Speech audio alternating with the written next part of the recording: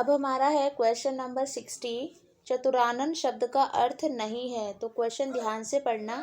Paper में कभी आपको लगे कि इसमें मीनिंग पूछ लिया है कि चतुरानन शब्द का अर्थ बताओ, ठीक है, तो नहीं और सही का जरा ध्यान रखना। नहीं पूछा है इन्होंने। तो चतुरानन का मतलब प्रजापति भी होता है, ब्रह्मा भी होता है, विधाता भी होता है, लेकिन चालाक नहीं होता है। और अगर आप क्वेश्चन ध्यान से नहीं पढ़ते तो सीधा ब्रह्मा लगा देते, ठीक है, जो कि गलत है। तो चालाक इसका आंसर होगा। उसके बाद है यथास्थान में समास है, ठीक है। तो यथा स्थान है उसमें कौन सा समास है? यथास्थान में हमारा है अव्ययीभाव भाव समास, ठीक है। उसके बाद हमारा है क्वेश्चन नंबर हमारा 62 है। निम्नलिखित में से कौन सा विदेशी शब्द नहीं है? देखो अब ये नहीं पूछा है इन्होंने, ठीक है। तो पुलिस, ऑपरेशन और डॉक्टर ये हमारे विदेशी शब्द है। अभिजीत, ठीक है, हमारा विदेशी शब्द नहीं है। गणिका का पर्यायवाची है, तो गणिका का पर्यायवाची है वेश्या। भव्य तव्यता का पर्यायवाची है नियति। यामिनी का पर्यायवाची है निशा। उसके बाद जागृति का विलोम है, जागृति का विलोम है सुषुप्ति। उसके बाद हम बात करते हैं क्वेश्चन नंबर 67 की। अंतर्मुखी का विलोम है बहिर्मुखी। उदात्त का विलोम है अनुदात।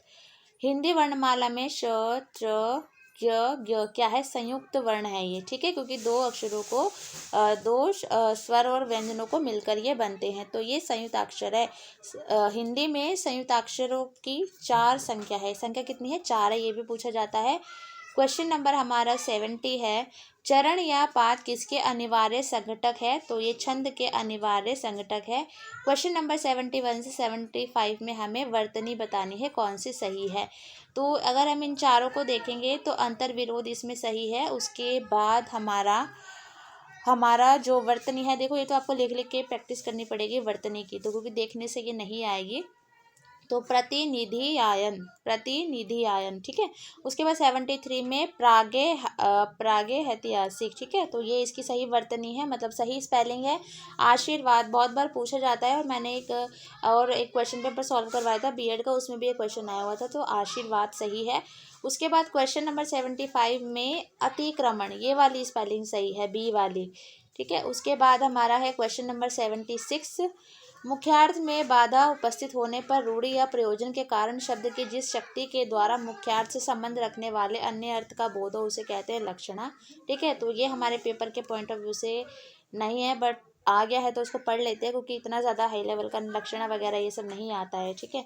पंकज जो शब्द है वो योग रूढ़ है, ठीक है। और कल जब मैं पढ़ा रही थी तो आपको बताया था मैंने, जो रूढ़ होते हैं, जो शब्द जिनको अलग करने पे दोनों के जो मतलब नहीं निकलते, जैसे मान लो मैंने लिखा राम, ठीक है, तो रा को अलग कर दूँ, म को अलग कर दूँ, तो क्या इनका कोई मतलब निकलेगा? नहीं, रा का कोई मतलब नहीं और म का कोई मतलब नहीं है, ठीक है। तो ये रूढ़ शब्द हैं। उसके बाद हमने देखा था कि यौगिक शब्द होते हैं जैसे मैंने लिखा कि विद्या जमा आले, यानी कि विद्या को अलग करो और आले को अलग करो, को दोनों का मतलब निकलेगा, ठीक है। तो रूढ़ मतलब दोनों एक शब्द को अलग कर दोगे तो जो अलग हुआ होगा उसका कोई मतलब नहीं होगा। यौगिक में होता है कि एक शब्द को जब आप 2 पार्ट में डिवाइड कर दोगे तो दोनों का मतलब कुछ ना कुछ होगा। और योग रूढ़ में क्या होता है, जो शब्द होता है उसका कुछ अर्थ अलग होता है, जैसे पंकज है तो यहाँ पर पंकज का अर्थ हो जाएगा हमारा कमल, ठीक है। उसके बाद है क्वेश्चन नंबर 78। इसमें है वर्ण वृत्त या वार्णिक छंद के प्रत्येक गण में कितने अक्षर होते हैं? तो 3 होते हैं। इसको सिर्फ पढ़ लो, ये इतना नहीं आएगा, छंद वगैरह चौपाई छंद नहीं आएंगे, ठीक है, बट फिर भी आप एक बार पढ़ लो कि चौपाई छंद में प्रत्येक चरण में कितनी मात्राएं होती है। तो 16 है, ये इंपॉर्टेंट है, एक बार देख लेना। अनुप्रास अलंकार है, शब्द अलंकार, ठीक है। जो अलंकार होते हैं वो हमारे 2 पार्ट में डिवाइड होते हैं, ठीक है, शब्द अलंकार और अर्थ अलंकार। तो जो अनुप्रास अलंकार है, अनुप्रास, यमक और श्लेष, ये 3 अलंकार है हमारे शब्द अलंकार में आते हैं। तो उन्होंने अनुप्रास पूछा है तो वो हमारा शब्द अलंकार है, ठीक है। क्वेश्चन नंबर हमारा यहाँ पर बोला है 81 से 85 तक हमें एक शब्द बताना है, ठीक है। जैसे सिर पर धारण करने योग्य, तो शिरोधार्य इसका आंसर हो जाएगा। शक्ति का उपासक, तो इसका आंसर है शाक्त। उसके बाद जिसके पार दिखाई न दे, तो अपारदर्शक, जैसे लकड़ी है या कोई दीवार है उसके पार नहीं दिखाई देता तो हम उसको अपारदर्शक बोलेंगे, और अगर दिखाई देता है तो पारदर्शी। जो किए गए उपकारों को मानता हो, कृतज्ञ, इम्पोर्टेंट है। ईश्वर की सत्ता में विश्वास न करने वाला पूछा है, तो ध्यान रखना, ठीक है। तो नास्तिक होगा इसका आंसर, ठीक है। तो ईश्वर की सत्ता में विश्वास करने वाला होता है आस्तिक, और जो नहीं करता वो होता है नास्तिक, ठीक है। क्वेश्चन नंबर 86 है, अवधि का संबंध है, तो अवधि का संबंध है पूर्वी हिंदी से। तत्सम शब्द का चयन कीजिए। तत्सम जो शब्द संस्कृत से हिंदी में आए हैं और वो एज इट इज़ यूज़ होते हैं, तो धर्म जो है वो संस्कृत में भी ऐसे ही यूज़ होता है और हिंदी में भी, ठीक है। तो ये हमारा तत्सम शब्द है। तद्भव का चयन कीजिए। तद्भव जो हिंदी में आके चेंज हो गए हैं, तो जैसे घनिष्ठ, उदय, अग्नि, ये तत्सम शब्द है। अगर अग्नि का तद्भव देखें तो आग होगा, ठीक है। तो खीर जो है वो है तद्भव शब्द। उच्चारण के स्थान पर त थ द ध न व्यंजन बताइए, तो ये दंतव्य है। अगर आपने मेरी हिंदी की वीडियो नहीं देखी है, मैंने उसमें पूरा हिंदी का करवाया हुआ है। आई थिंक मैराथन नंबर 7 है, उसमें पूरा ये मैंने बताया है। तो अगर आप उस वीडियो को देखने के बाद ये टेस्ट लगाएंगे तो ज़्यादा अच्छा रहेगा, क्योंकि आपको उसमें मैंने काफ़ी सारी चीज़ें क्लियर की हैं ग्रामर से रिलेटेड, ठीक है। उसके बाद है धोबी का स्त्रीलिंग है, धोबिन है। उसके बाद क्वेश्चन नंबर 91 है, निर्थक शब्द में प्रयुक्त उपसर्ग है।